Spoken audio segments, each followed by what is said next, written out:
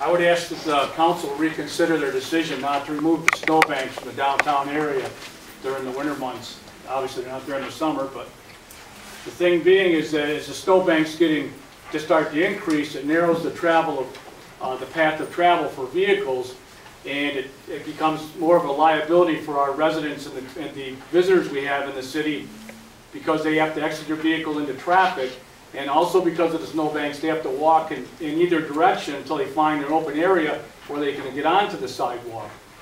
That being first and foremost.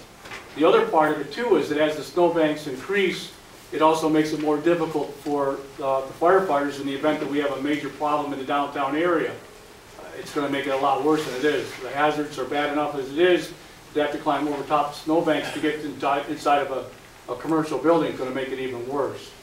I think that for safety for not only the public but for the employees, that this should be looked at and maybe possibly altered and have those banks removed from the downtown area. Snowbanks that you have down there now, in my time here, 17 years, what you've got down there now, we've never ever cleaned what you've got at this point in time. They've been much higher, much wider, extending out into the street. It's a very, very expensive proposition. If you want to do it, I'll do it.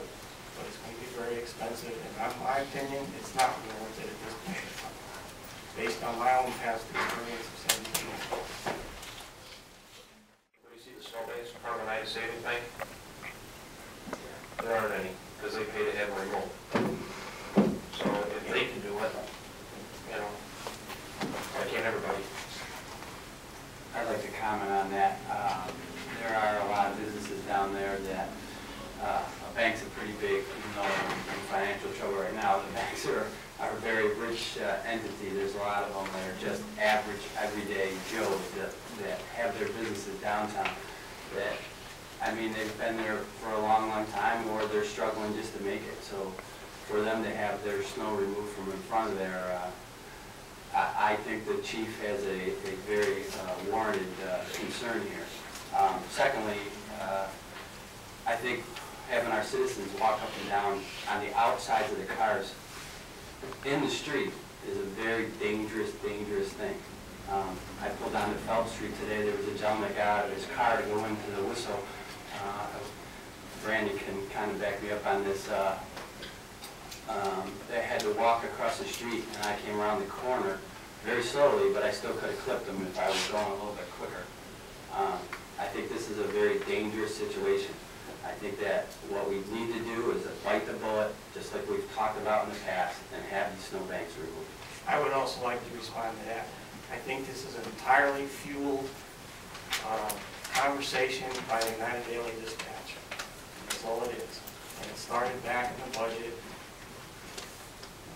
Those snowbanks at that height have never, ever been removed in my time here.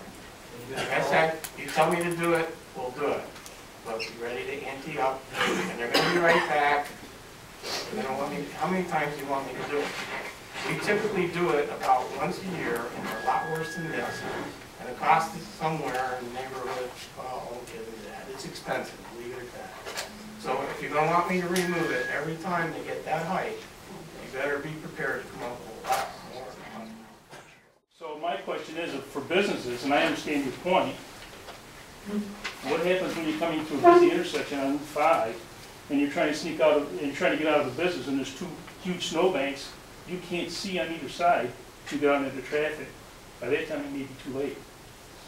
Our traffic has to go around you, and you have to, and if people are walking on sidewalks and the sidewalks are clogged, then they have to walk onto the road and face the same kind of problem that I do in my car. It's happened a couple times already because of the height of the snowbanks, and I don't know whose liability it is. I would think it'd be the business owner, or they could work with the city in some respect to clear some of those banks, especially on Route 5. Well, I normally, back when I'd say anything, I happen to know the guy that cleans over there, and that's an ongoing process. They don't just let the snowbank up to the street light and then they're here all at once. You know, you never keep up with it. Nobody listens. Pardon? You wanted me to tell you that we don't follow Route 5. I said the mayor said it, nobody listened to it. Route 5 is a state highway. We have no authority or responsibility on Route 5. I'm not saying Route 5, I'm saying out into Route 5. Well, I mean, this is a good example. We had the table set up, we sat right down there, had a budget hearing and talked about the mayor's proposed budget, which included, as it has been for many years, an allocation to remove the snow if and when, and the judge, as a practice matter, if and when in the judgment of Mr. Bacher, it was thought to be an appropriate thing to do. That allocation was removed as part of the budget review process that trimmed approximately $400,000 from the proposed budget and resulted in reducing what could have been a 20% tax increase to about a 7% tax increase. Now, you know, that's why it was cut. It was cut to save expenditures, reduce our expenditures, reduce the need to increase taxes. The merits of it are, you know, you can argue it both ways, that property owners have a responsibility, that individuals have a responsibility to exercise due care, you know, whatever. But here's the problem that we've got right now. National Grid sent us two letters indicating that they think National Grid is entitled to a $75,000 refund from the city of Oneida.